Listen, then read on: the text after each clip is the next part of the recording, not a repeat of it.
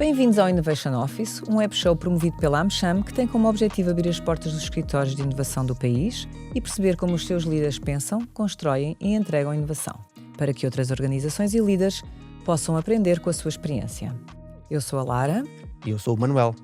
E hoje vamos olhar para a inovação através da Isabel Furtado, CEO da TMG Automotive, uma empresa têxtil do norte de Portugal, parte do grupo TMG Têxteis Manuel Gonçalves. Isabel pertence à terceira geração dos fundadores do grupo e está envolvida na gestão da empresa há cerca de 40 anos. Isabel Furtado tem uma carreira marcada por uma forte presença internacional e um compromisso com a inovação e a sustentabilidade.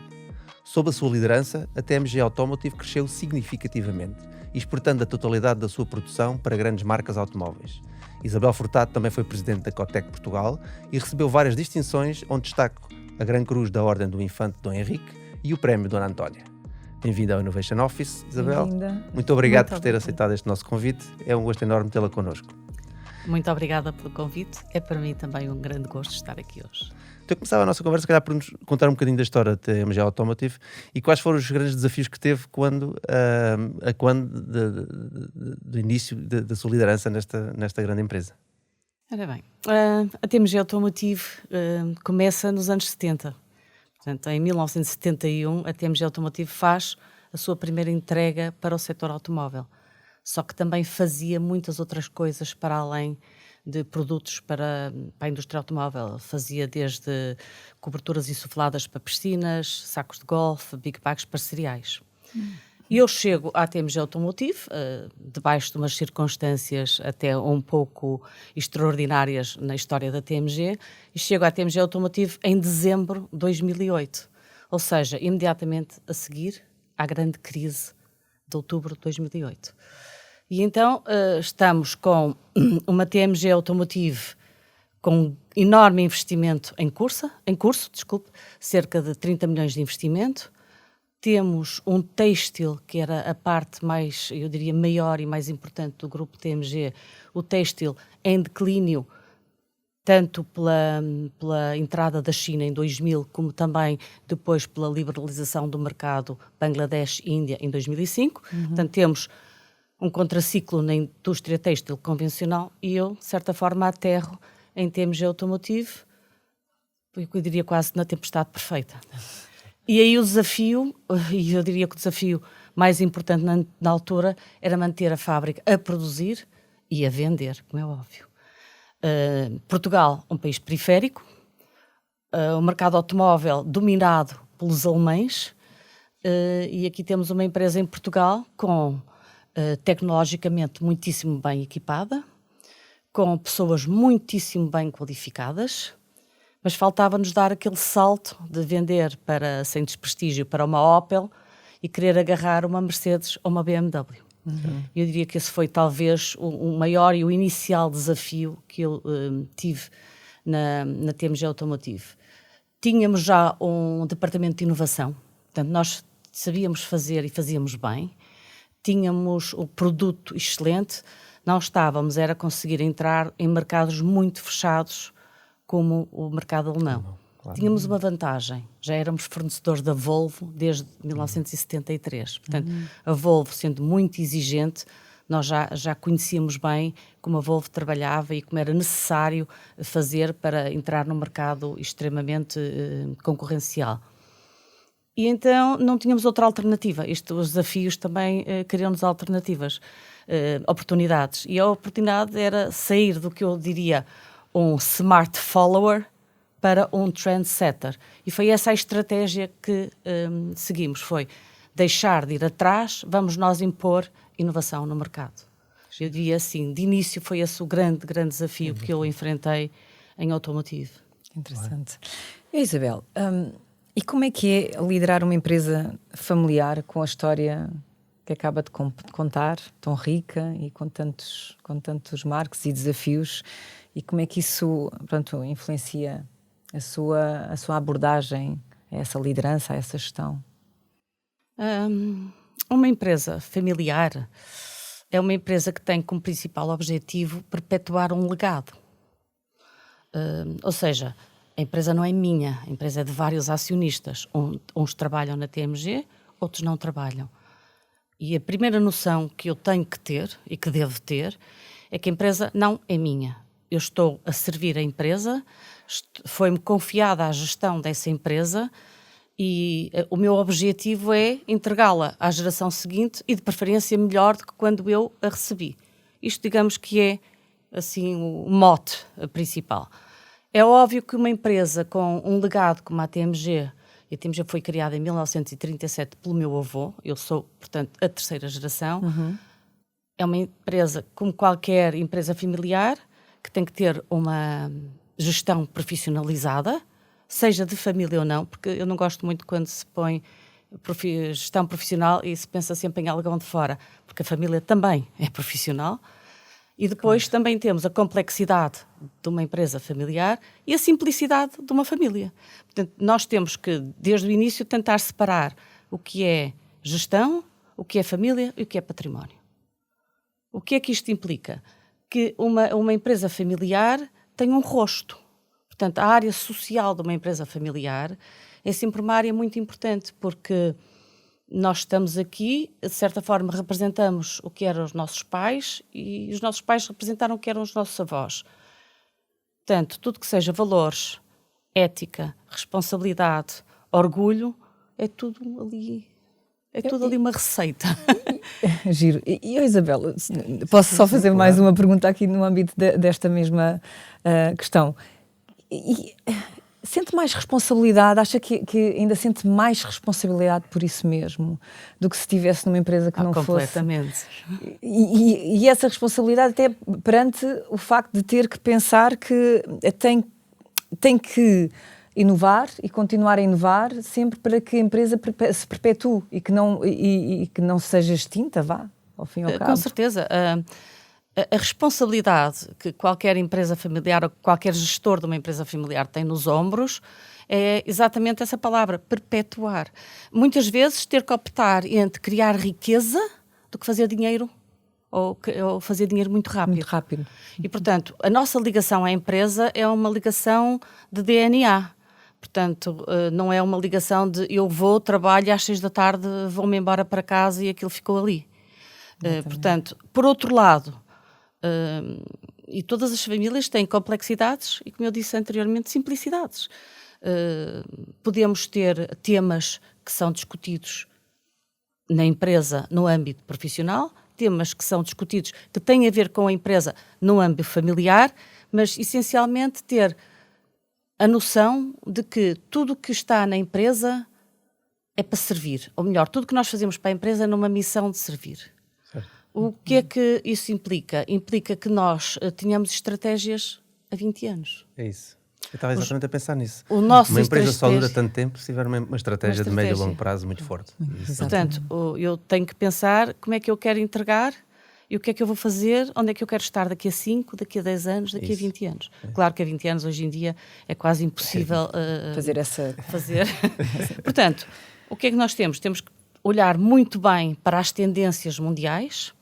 Temos que olhar muito bem para a parte da inovação, o conhecimento, a inovação, mas depois também temos uma parte que eu penso que as empresas familiares fazem isso melhor que ninguém. Temos uma parte social. Eu sou terceira geração na empresa, mas também tenho colaboradores meus que são de terceira geração a trabalhar na empresa. Ok. Muitos. Muito interessante. E, portanto, há uma ligação, eu diria quase que afetiva. O conceito familiar estende-se não só à família que é a dona da empresa, ou que tem a empresa, mas a todos os colaboradores da própria empresa. Toda a gente sabe, eu não sou só o CEO, sem desprestigiar nenhum CEO, como é óbvio, eu não sou só o CEO, eu sou o CEO da família. E, portanto, as pessoas reconhecem um rosto, reconhecem um legado.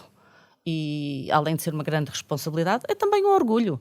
Porque eu estou ali a seguir algo que foi feito há 87 anos atrás. Espetacular.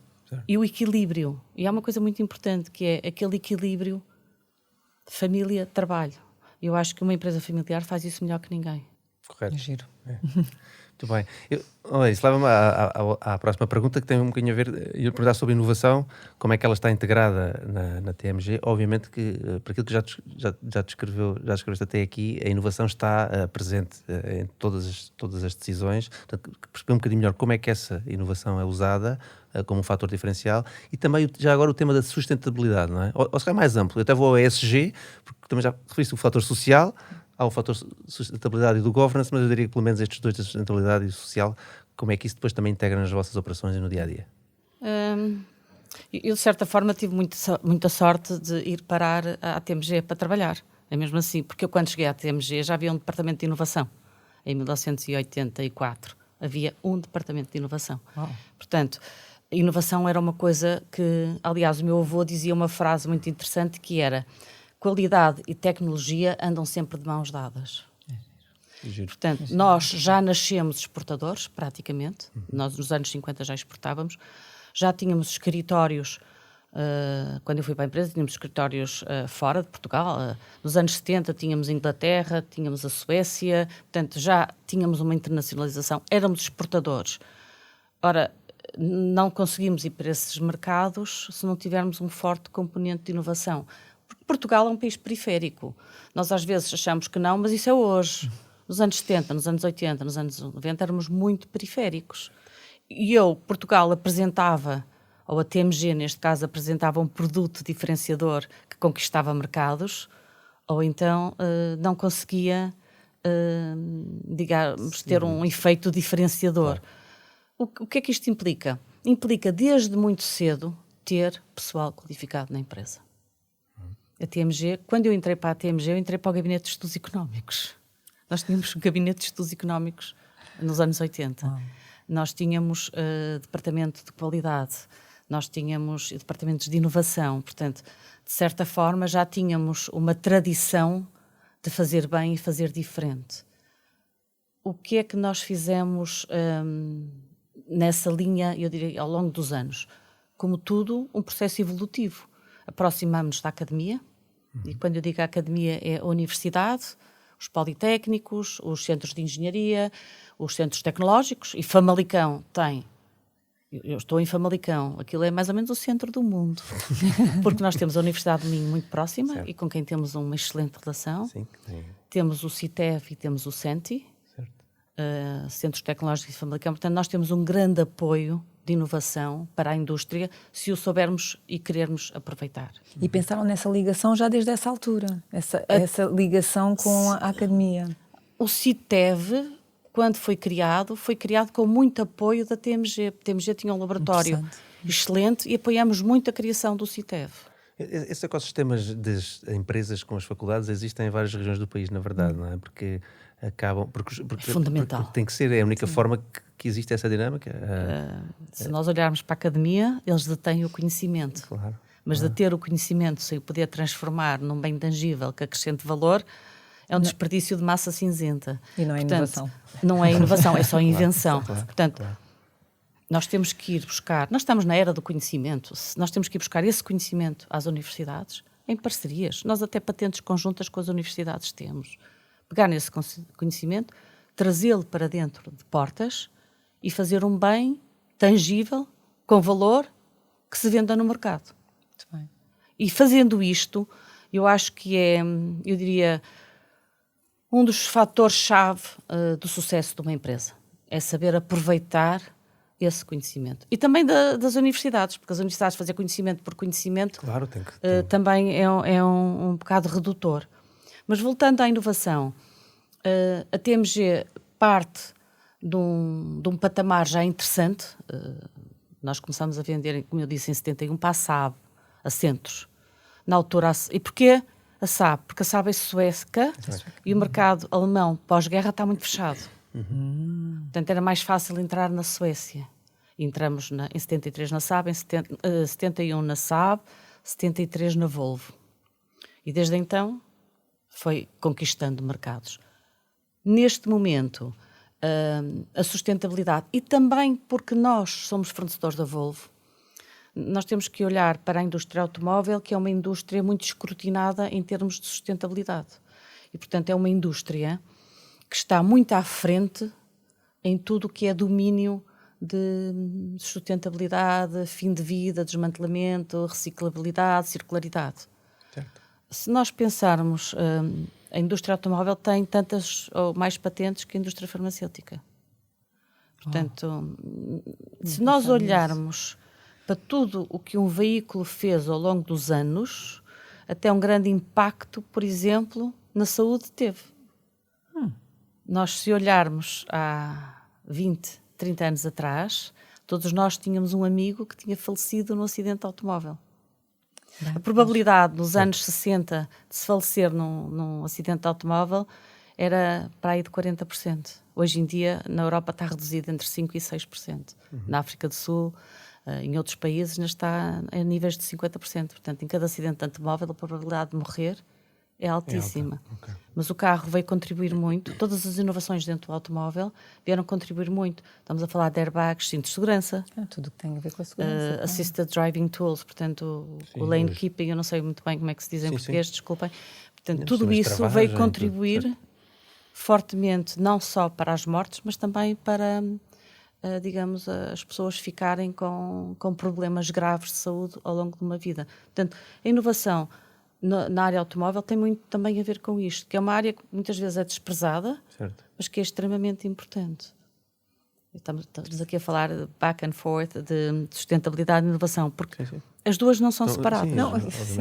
Vão em conjunto. Eu, se quero ter uma fábrica sustentável, eu tenho que, logo no momento em que eu penso em design e em concepção, de escolher matérias-primas que depois eu as possa reciclar, circular. Portanto, eu tenho que pensar no início do veículo, mas no fim de vida desse mesmo. Portanto, a sustentabilidade tem que ser transversal a todo o ciclo produtivo, mas também na escolha da matéria-prima.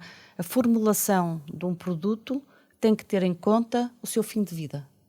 Portanto, as duas coisas não podem estar de forma alguma separadas. Interessante, isto liga bem com a pergunta que eu tenho aqui, que gostava de fazer, que tem a ver com aquele projeto da TMG de criar um automóvel neutro, no qual o carbono diz respeito, não é? Polestar 0. Pronto. E que joga muito bem com o que acabou de dizer e também com aquela frase maravilhosa do seu avô: qualidade e inovação têm que andar, e tecnologia, né? Têm que andar juntas. Ora bem, eu não acordo um dia e digo, eu vou ser sustentável. Não. É um processo complexo e um processo que demora anos. Nós tínhamos vindo a apostar fortemente em materiais sustentáveis, mas ali por volta de 2016, 2017, dizemos, não, isto agora tem que ser de forma diferente, tem que ser de uma forma estruturada, de uma forma formal. E, portanto, criamos um departamento em 2017 de sustentabilidade. Okay. Muito bem. Em 2018 aderimos à United Nations Global Compact e a partir de 2018 fazemos relatórios de sustentabilidade aprovados pelas Nações Unidas e com os... os Science-Based Targets, portanto, os objetivos cientificamente provados, por uma entidade externa. Ok. Isto também dá uma visibilidade dentro dos nossos clientes, que nós não só dizemos que somos sustentáveis, mas também provamos que o somos através de relatórios e de números, porque isto tem tudo a ver com números que se apresentam formalmente e auditados. A Volvo, como eu disse, é das marcas talvez mais exigentes em termos de sustentabilidade e nos seus 3 pilares: sustentabilidade ambiental, económica e social. Muito bem. E, portanto, com a colaboração que tínhamos vindo a ter ao longo dos anos com a Volvo, foi um processo evolutivo até que a Volvo nomeou-nos para sermos o fornecedor de interiores de automóveis. Em que carro? No Polestar 0. Polestar 0 é um carro que vai entrar em circulação possivelmente em 2030, está-se a apontar para isso, portanto estamos a trabalhar há 6 anos neste momento, e que vai ser o primeiro carro feito em neutralidade carbónica em todo o seu ciclo produtivo. Espetacular. O que é que isto implica? Isto implica que não só as minhas atividades internas têm que estar viradas para uma neutralidade carbónica, mas também todas as outras atividades que sejam incorporadas dentro do meu veículo ou do meu material para esse veículo. Portanto, estamos a falar do Scope 1, 2 e 3, estamos a falar de impactos minimizados ou equilibrados ou contrabalançados, porque impacto há sempre. Há sempre um impacto. A ideia é tornar esse impacto o menos agressivo possível ou tornar esse impacto negativo num impacto positivo. Porque estamos sempre a falar de net, estamos sempre a falar de contrabalançar e de equilibrar estas operações. Eu diria, esse projeto para nós, e a sustentabilidade na TMG é digamos assim, um ponto forte, é a cereja no topo do bolo mesmo, porque somos o fornecedor mundial para o interior do Polestar Zero. Fantástico. Bom, fantástico. Para já, ter uma empresa portuguesa com essa capacidade desde o primeiro dia de se poder inovar e ir se adaptando ao mercado, é de facto... E ter sempre esta ambição, exato, de estar sempre à frente. Espetacular. Portanto, se calhar olharmos até um bocadinho para a frente, que é, com essa história tão rica, olhando agora para os desafios que aí vêm em termos de mercado e de expansão da TMG, como é que ela se vai manter competitiva, que ambições tem e quais são os planos para daqui a 40 anos continuarmos a ter uma TMG que cada vez tem um mercado maior e mais, ou seja, com uma posição no mercado cada vez mais relevante? Ora bem, vamos parar isto por partes, é uma pergunta comprida. Expansão de mercado. Um dos desafios que nós tivemos foi, em 2015, decidimos fazer uma parceria com uma empresa familiar em Boston e fazer uma parceria inicialmente técnico-comercial com eles. E correu muito bem.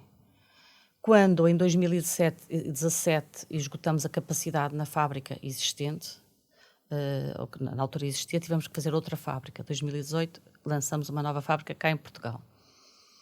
Entretanto, há uma mudança de produção dos nossos melhores clientes para a China. Estamos a falar da BMW, da Mercedes, da Volvo. Tem fábricas idênticas à nossa Auto Europa na China. Portanto, nós temos que acompanhar este movimento. Nós temos que estar perto de onde os nossos clientes têm as fábricas deles, até por uma questão de pegada ecológica. Portanto, nós decidimos fazer uma fábrica na China.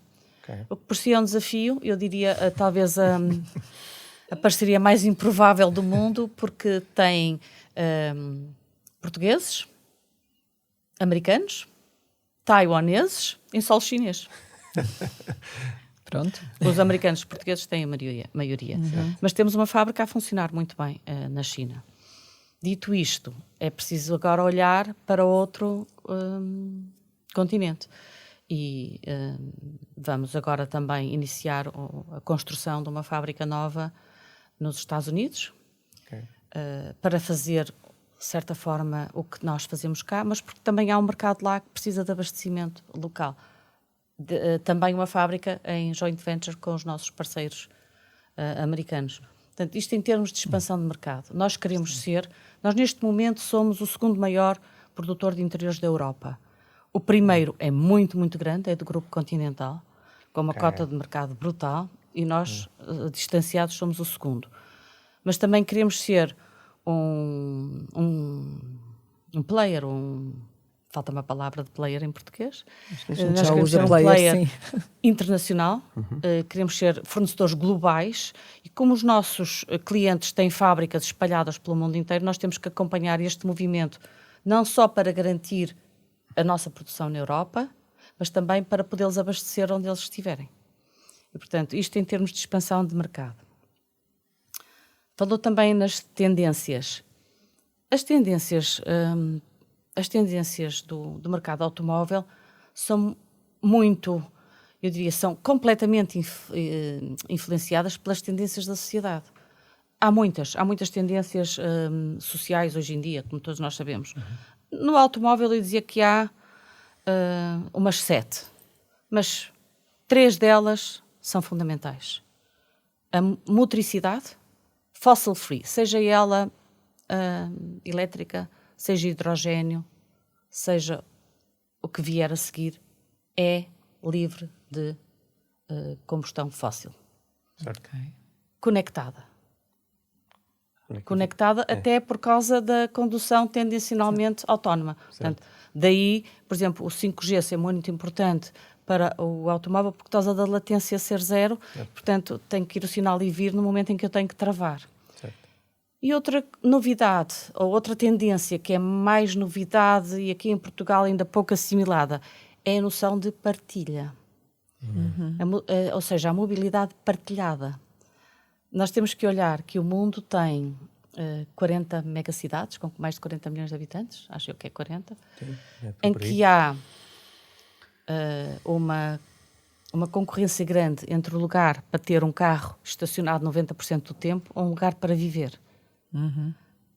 Associada a isto, há a noção de pertença. Os jovens hoje em dia não têm a necessidade perdão, não têm a necessidade de ter como nós fomos educados. Portanto, eles querem ter acesso a, mas não querem ter tudo o que implica ser dono de alguma coisa. Falemos de seguro, falemos dos, como é que se chama, o IUC, não interessa. Eu quero ter acesso a um serviço. Por outro lado, não faz sentido eu ter uma viatura parada 90% do tempo quando eu posso até arrendar. Portanto, a noção de mobilidade partilhada começa a ganhar muita importância nas megacidades. Certo. Estes três, basta estes três, depois há outros, mas basta estes três para eu pegar nesses e dizer assim, ok, o que é que eu posso fazer dentro de portas para responder estas três tendências? E então, trazemos isto para dentro de casa e fazemos, por exemplo, materiais translúcidos. O que é? É um material mais ou menos transparente na zona onde tem botões, deixa de ter botões, tem luz incorporada, portanto tem eletrónica embebida. Porquê? Reduz o peso do veículo. Reduz o peso do veículo, muito importante na motricidade elétrica. Sim. Outro, materiais mais resistentes. Com o car sharing é muito importante que o meu material seja Durável, sim. autorreparador, durável, resistente, autohigienizante. Portanto, ok, como é que eu faço agora isto e trago isto para dentro dos meus artigos? E depois, se o meu carro vai ser tendencionalmente autónomo na sua condução, eu vou ter que ter um carro como quase o meu segundo espaço de sala. Ou seja, vou dar muita mais importância a tudo quanto é toque, a estética, dentro do veículo. Conforto. Porque o carro passa a ser uma sala de estar Exato, mais... é o que eles chamam second living space. Exatamente. Portanto, vou dar muito mais atenção a isso. Claro. Portanto, toca a fazer artigos que sejam mais home-like. E depois, como é inegável, toda a área da sustentabilidade. Portanto, nós neste momento temos materiais onde embebemos cortiça. Cortiça é muito importante porque 1 grama de cortiça absorve 2 gramas de CO2.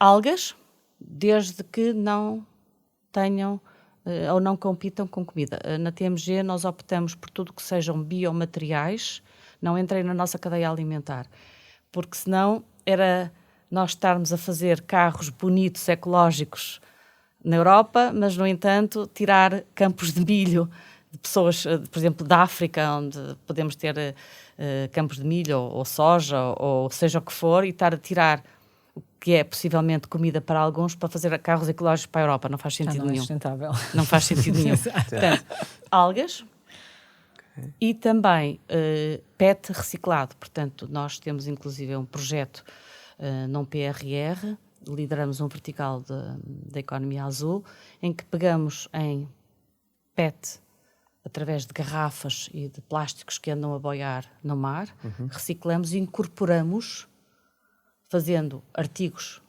por inteiro, ou então incorporando em massas poliméricas, digamos assim, polímeros, para fazer assentos, tabliers, o que for necessidade. Portanto, esta área também da ecologia é muito importante. Então, nós, só pegando aquelas 3 tendências, tenho muito já trabalho dentro de portas. Muito bem. E Isabel, pegando aqui um bocadinho, há pouco já partilhou que a TMG Automotive tem muitas patentes registadas e se calhar já mencionou algumas, já passou por elas, mas pode dar-nos assim mais alguns exemplos destas inovações e quais aquelas que foram assim mais significativas? Neste momento a TMG tem, e posso não estar com o número muito atualizado, pode entretanto ter havido mais uma ou outra, temos 85 patentes registadas. em 2023 tínhamos sido uma das 5 empresas nacionais com mais pedido de patentes. O que é ótimo, pensando que isto é uma indústria têxtil e que toda a gente já mais ou menos quis matar a indústria têxtil umas quantas vezes, Sim. ou pelo menos traçar-lhe um desígnio menos encorajador. O que é que nós temos? Nós em 2008 não tínhamos patentes. E aqui é muito importante esta ligação à academia, e para nós foi muito importante as parcerias internacionais, nomeadamente com a MIT. Nós tivemos logo em 2008 2 dos nossos engenheiros a fazer o programa do MIT, e pela primeira vez foi trazido para dentro de portas a necessidade de proteger o nosso conhecimento.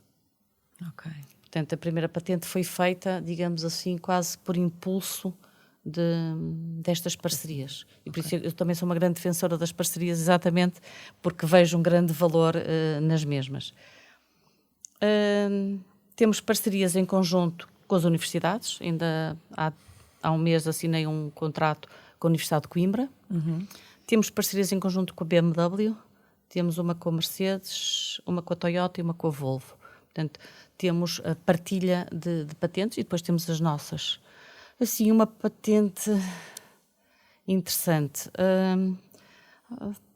Temos uma patente interessante, uma patente pela qual tivemos que lutar nos tribunais alemães. Portanto, estão a imaginar a TMG a lutar contra o maior fabricante europeu de materiais.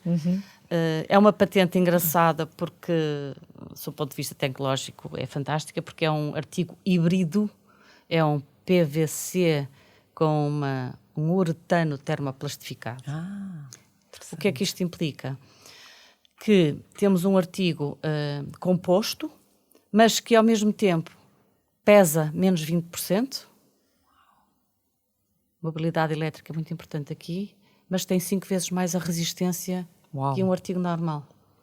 Muito importante para a mobilidade partilhada. Portanto, eu diria que este artigo é um artigo de grande valor acrescentado, é um artigo em que nós somos únicos a fazê-lo e, portanto, eu diria que é uma patente muito importante e que nos traz muito retorno.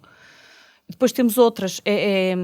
Nós, neste momento, sabemos exatamente qual é o retorno de cada patente. Algumas ainda não têm retorno, como é óbvio. E isto na indústria... Isto na indústria, como eu já disse no outro dia, isto na indústria não é uma fotografia. Isto na indústria é um filme que se tem que fazer ao longo de muito tempo. Claro. E muitas vezes uma patente que eu registro hoje, que me dá notoriedade, que me dá reconhecimento internacional, pode não trazer encomenda nenhuma nos próximos tempos. Portanto, há que ter aqui a noção de que nem tudo é assim tão rápido e tão simples como nós gostaríamos que fosse. Sim, mesmo na tecnologia também assim é. Em toda a área. Sim, mas é o conhecimento. lado, É o conhecimento e está registado. Portanto, e uma coisa pode levar a outra. Completamente. E muitas destas patentes depois fazem nascer outras nessa linha de seguimento. Exatamente. Assim, uma patente interessante, talvez uma patente relativa ao cheiro do carro. É engraçado. Como assim? Porque os mercados têm diferente percepção ao cheiro do carro novo.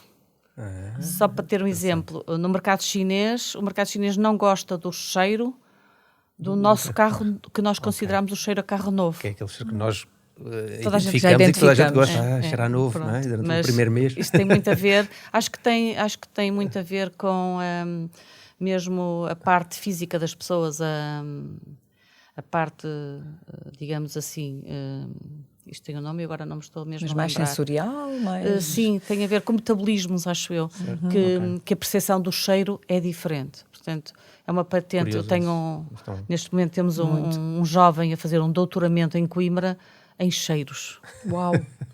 Espetacular. Realmente isto é um mundo. Porque o mercado é global e, portanto, eu tenho que atender às apetências e necessidades de cada mercado. De facto, é impressionante a inovação que o setor tem, que uma empresa destas pode ter. Eu, se calhar, ia para a parte da tecnologia, não é? Portanto, já percebemos que a tecnologia está também presente neste setor automóvel. Aliás, hoje em dia diz que os carros já não são carros e que os mecânicos vão desaparecer porque são autênticos computadores, não é? Que chegam à oficina, eles ligam à ficha para ver o que é que se passa e portanto, os mecânicos vão quase desaparecer. Também a TMG se está a transformar para ser uma empresa tecnológica? Se calhar assim, de uma forma mais se calhar, provocatória, esta pergunta. as tendências não são só no interior, em toda a envolvente industrial que esse interior, onde esse interior é fabricado. Portanto, digamos assim, o que é que se pretende hoje que uma indústria seja? Uma indústria hoje em dia tem que ser eficiente, tem que ser baseada no conhecimento, tem que ser limpa, tem que ser conectada, como é óbvio. Eu digo como é óbvio porque é impossível ser de outra forma. Mas isto tem tudo a ver com inteligência artificial também. Portanto, a TMG também tem um departamento de gestão operacional tecnológica que tem tudo a ver com a indústria 4.0, automação e dados, porque nós temos milhares de dados que os devices, que os equipamentos produzem, certo. Mas se estes dados não forem tratados, não adianta muito. É outra vez a mesma. Nós vivemos na área do conhecimento e o conhecimento está muito ligado a dados. Esses dados têm que ser tratados, têm que ser interpretados e têm que ser aplicados. Seja na prevenção de defeitos, seja na otimização e ineficiências de várias origens, seja processual, seja de água, seja de energia. Okay. Tem que ser aplicada na manutenção. Portanto, a manutenção que eles chamam como preditiva, não é preditiva, é... Portanto, agora falta-me o nome. Na manutenção... Prescritiva também, não? Qualquer coisa... Perspectiva de agora falta-me o nome. Prever e não vai ser perdoado esta. Mas sim, não, é prever que... Portanto, é preditiva. É preditiva mesmo. Correto, sim. Portanto, na manutenção que eu vou ter que fazer porque... algures ali houve um dado. Isto é impossível ser tratado. E depois na atuação imediata, não é? Portanto, prevenção e atuação. Isto é impossível ser tratado sem um cientista de dados. Portanto, a TMG tem um departamento em que estes dados... Eu realmente, muitas vezes, fico admirada como é que estes algoritmos que tratam... Estamos a falar de milhares de sensores e milhares de números por minuto ou por segundo que vêm. Portanto, nós temos que ter isto tudo alinhado, porque não faz sentido estarmos a investir tanto em inovação se depois na parte de equipamento e na parte tecnológica não acompanhamos esse movimento. E, portanto, neste momento a fábrica está toda online. Eu no meu telemóvel consigo ver o rendimento por máquina, o defeito, a paragem normal. A paragem normal é quando nós mudamos de um artigo para o outro. A paragem anormal é quando avaria. Portanto, conseguimos ver isto tudo. Porque a eficiência produtiva é que me leva à rentabilidade da empresa. Portanto, se eu... eu costumo sempre dizer que hoje em dia muito da Fórmula 1 se ganha naquela troca de pneus que nós nem nos apresentamos. Não sei quanto é. Agora acho que o recorde deve estar aí nos 3, 4 segundos. Quando demorava 15 segundos já era rápido, não é? Portanto, sim, muito, muito aí. Uma coisa muito interessante que aconteceu foi quando nós fizemos a fábrica na China, foi em 2020. Eu estava a embarcar para a China a 12 de janeiro de 2020 e fiquei em terra. Nós fizemos a fábrica da China toda com visão artificial. Portanto, os nossos engenheiros de cá colocavam os óculos, os engenheiros da China colocavam também, e nós conseguimos acompanhar toda a evolução. Ainda hoje, toda a manutenção. Nós optamos na China por introduzir maquinaria europeia exatamente igual à nossa, para que a manutenção possa ser feita através de visão artificial. E, portanto, até para ser mais fácil a comunicação entre as equipas técnicas. Portanto, nós recorremos muito ao conhecimento e aos dados, sim. Muito bem. Tecnologia. Isabel, que futuro para a TMG? Qual é a visão assim de futuro para a TMG Automotive e que conselhos daria a jovens empreendedores que queiram inovar nesta indústria?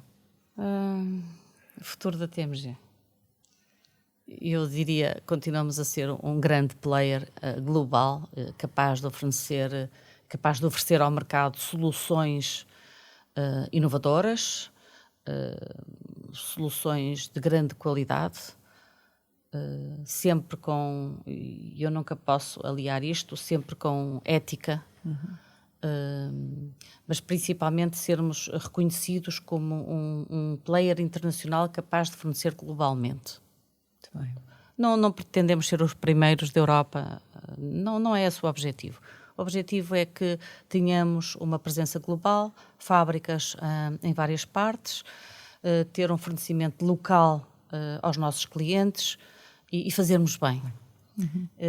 Eu diria fazermos bem e, mais uma vez, fazer bem nos dois sentidos. Bem qualitativamente e bem sob o ponto de vista de ética e o que eles chamam hoje em dia fair trade. É fundamental. Muito bem. Conselhos. Ok. Eu acho que os jovens, acima de tudo, têm que ter audácia. Audácia, muito disto, eu diria 10% de visão, 90% de transpiração. Persistência, resiliência, que é uma coisa que hoje em dia às vezes nós achamos que os jovens não têm, mas eu também não, acho que muitas vezes não somos justas com eles. Nós em Portugal temos sempre uma tendência a criticar quem falha.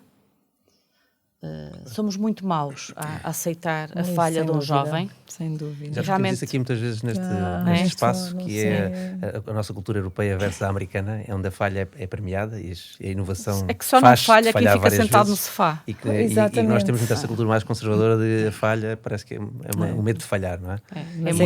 Eu acho que as novas gerações já têm um bocadinho menos essa pressão. E cada vez que se falha, aprender-se com o que podia ter sido melhor, ou o que eu posso fazer da próxima vez diferente. É fundamental.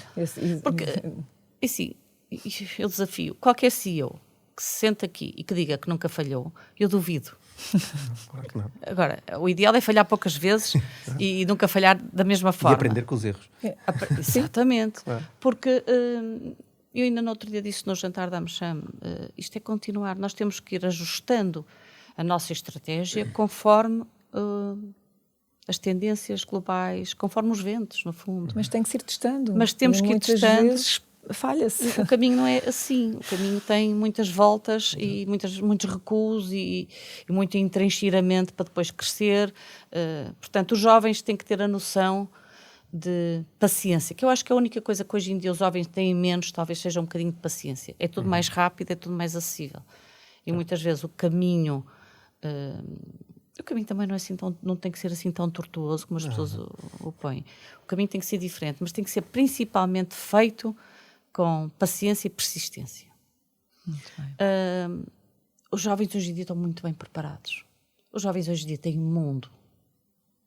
Na minha altura, poucas das minhas amigas estudavam fora de Portugal. Portanto, hoje os miúdos, e o Erasmus foi muito importante para isso, hoje os miúdos têm um mundo. Conseguem pôr-se num país num instante e têm a obrigação de, quando vão para esses países, observar e ver. Porque se há uma coisa que hoje em dia é boa com a globalização, é nós podermos aprender com o que os outros fazem melhor que nós. E aprendemos já sempre. Não se erra tanto, de facto. Ou pelo menos ter ideias. E é mais tolerante também, que isso é também um ponto importante. Sim. Não é?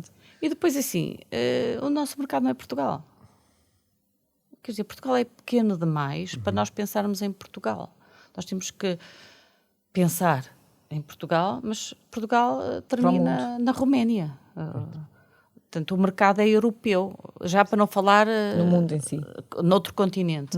Mas o nosso mercado não pode ficar limitado à nossa fronteira. Nós também já quase não temos fronteiras, passa-se de Portugal para a Espanha com facilidade, mas os jovens também têm essa facilidade. E depois, sob o ponto de vista de qualificações, estão muito bem qualificados. As nossas universidades produzem muitíssimo bom conhecimento nos nossos jovens. E, portanto, se eles são bons lá fora, nós temos é que ter a capacidade também de tornar atraente a nossa indústria em Portugal para os fazer regressar. Isso.